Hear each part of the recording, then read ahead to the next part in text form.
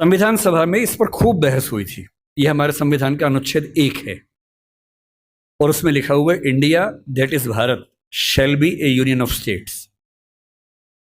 बड़ी इंटरेस्टिंग बात है कि उस समय डिबेट थी कि भारत का नाम भारत रखें या इंडिया रखें। कुछ लोगों ने आर्यव्रत भी कहा, आर्यव्रत कहा, कुछ ने हिंदुस्तान कहा, सब नाम चले।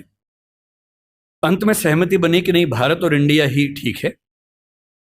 नेहरू जी ने खुल के तो नहीं, पर नेहरू जी के पर्सपेक्टिव से जो बात वहां पर ज्यादा आई वो ये थी कि हमारे संविधान के बनने की प्रक्रिया में जो बहुत सारे एक्ट थे जो अंग्रेजों ने बनाए थे, जैसे इंडिया इंडिपेंडेंस एक्ट 1947 का है, 1935 का एक्ट था, उन सब में इंडिया का इस्तेमाल था। उस समय के भारत की तरफ से जो समझौते अंतर्राष्ट्रीय थे उन सब में इंडिया नाम था।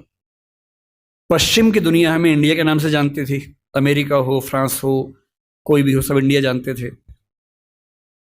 नेहरू जी का मिजाज जो था वो ये भी था कि हमें ग्लोबल पर्सपेक्टिव में चीजों को देखना है, पूरी दुनिया से संवाद करना है, क्योंकि उनकी रुचि अंतर्राष्ट्रीय मुद्दों में ज्यादा थी, बहुत ज्यादा थी।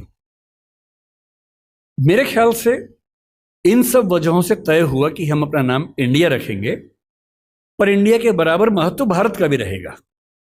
तो लिखा गया India that is Bharat. India जो कि भारत है, राज्यों का एक संघ होगा। 4 दिन पहले की बात है, मैं हॉलैंड में एक टैक्सी में बैठा हुआ था।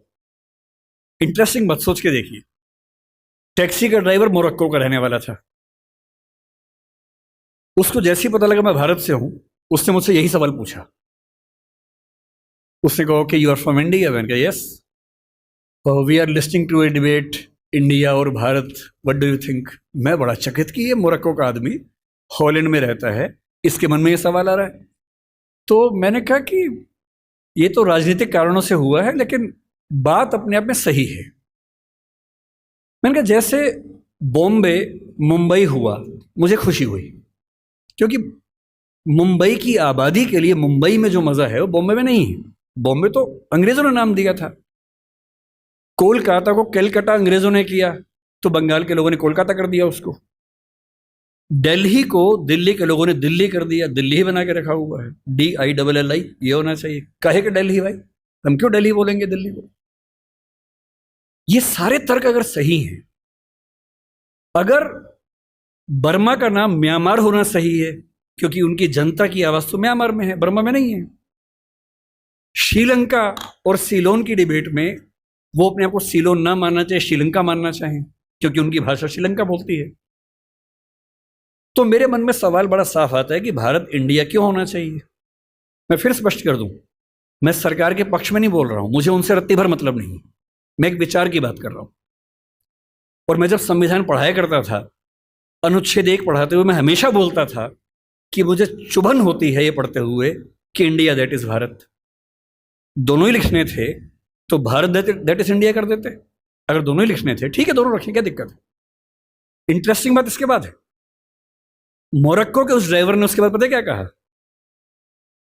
हिंदी में अगर बताऊं, बोले अच्छा अच्छा ये मामला है, अब समझ में आया। फिर बोले कि बड़ी इंटरेस्टिंग बात है, हमारा नाम मोरक्को पड़ गया फ्रेंच लोगों की वजह से। मोरक्को के लोग मोरक्को को मगरिब बोलते हैं।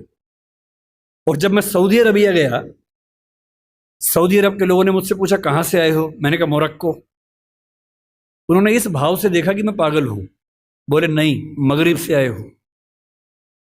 अगर मगरिब की आबादी खुद को मगरिब कह के खुश है, तो उसे फ्रेंच लोगों की वजह से मोरक्को क्यों कहा जाए? इंडिया शब्द वेस्ट ने दिया और बुरे भाव से दिया। उनकी नजर में इंडियन होने का मतलब है बहुत पिछड़ा हुआ होना, रेड इंडियंस, वेस्ट इंडियंस। तो आज ये क्यों हुआ? मैं समझता हूं कि राजनीतिक निहितार्थ है और उस राजनीति में मेरी रुचि जरा सी भी नहीं है, लेकिन ये आज हो या कभी भी हो, मैं इस पक्ष में हूं कि देश का नाम देश की भाषा में होना चाहिए, और देश की भाषा भारत के पक्ष में है। आप इंडिया भी रख लीजिए, इंडिया दैट इज भारत के बदले भारत दैट इज इंडिया मेरी पहली पसंद होगी। मुझे इंडिया से दिक्कत नहीं है, पर भारत मेरी पहली मोहब्बत है।